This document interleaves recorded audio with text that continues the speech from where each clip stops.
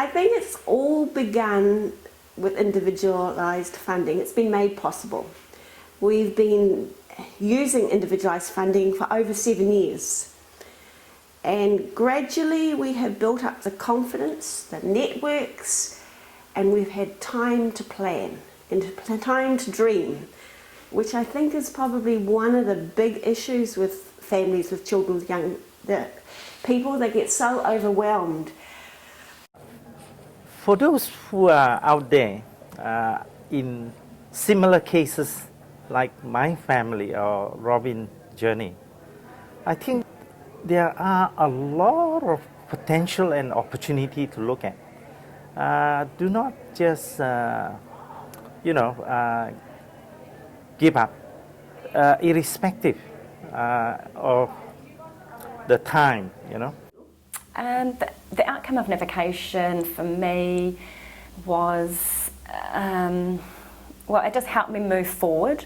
I was very, very nervous about Samara starting school, worried about different scenarios, and navigation really helped me transition from my, worrying about her going to school to actually her attending school and thriving now.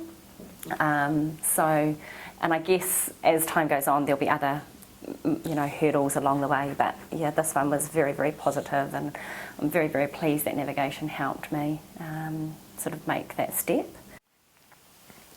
Katie doesn't receive full funding as part of the contribution that the government provides for individualised funding, and so we've had to be resourceful and innovative in looking at the different ways in which Katie can live well and live safely. And so we leave half-hour gaps between when a person comes into Katie's home to support her and a half-hour gap before the next person arrives, so that in any one part of the day there's 1.5 to 2 hours where Kate is unsupported.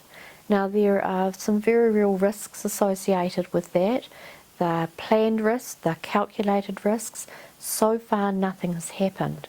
And what Katie has demonstrated to us is that she is perfectly happy and enjoys having her own home where there's no one in there with her. And she is quite capable of getting on and doing what she needs to do looking after herself, spending time doing what she enjoys doing. It's very difficult, so having an invitation where someone just treats you with kindness and they open their arms and welcome you in when you're just confused, it's just the best feeling to have someone just say, it's okay, it'll be okay, we can help you, and what questions do you have, we can help you with everything you need, which is what Plumtree did, so it was great. What I learnt in the process was that it's okay to ask for help and to be a bit bolshy about asking for help. And if one of the carers doesn't turn up, I'd normally just say, oh well, it's okay, just shrug my shoulders, and it would go perhaps for a few weeks, a couple of weeks like that. But the navigator made us aware that we must, always follow up and make sure that we have help. Goodness, well this week she had athletics, and she loves running and loves being outside, and she participated and came fourth in her running race, and she just, she loved it. She just beams, and she loves being around the other children.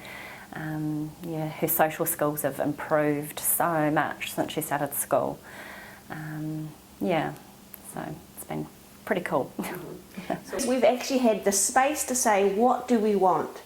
And we didn't actually focus on what resources we had, we focused on what does Jack need? What do we need? The people that worked with her, we've always had high goals for her, looking towards what would happen when she left school, identifying her strengths and just steering her towards the areas of her life that could be more meaningful as she grew older. So as a result of that, even while she was at school, she was trained in library, the computer, shelving the books, just all the things that go with running a school library. So some of her jobs at the moment are in the local primary schools. She works in several primary schools and she's very much loved by the children. Yeah, she can run the library without any other adult there. I would just say give it a go. You don't know what's going to happen until you start, and until you start, yeah, you're always going to be worried. So I think just try it. You can always pull them out of school if it's not working. So yeah, I think just have a go. Yeah. I would say it is a very challenging experience and very fulfilling experience for family to look at. If you feel you do not have the know-how or you do not have the connection, just take one step at a time, be brave. I used to meet different family by attending some workshop, seminar, and then connecting with people. And then I used to even mention to them, you are very brave, you know. Then you got to be bold and brave. Every step you take, please do not assume you will 100% achieve it, but you can fall down many times, but you fall 10 times, you get up one time. I think that is a big, huge success, you know. So over the years, you will be getting better and better, and then you will be surprised the number of people wanting to help you, who are surrounding in your area or in your community. They will be most willing to help. Just look at my case, you know. I come here on a very minority perspective, but when you sort of not say ignore, you don't take that into account, you are just part and parcel of the whole landscape in your community. You know, all you have to do is be brave and ask. You got it. An ear to listen inside, inner hearing, and that's rongo. Rongo. Instead of just hakarongo, it's rongo. Thank you.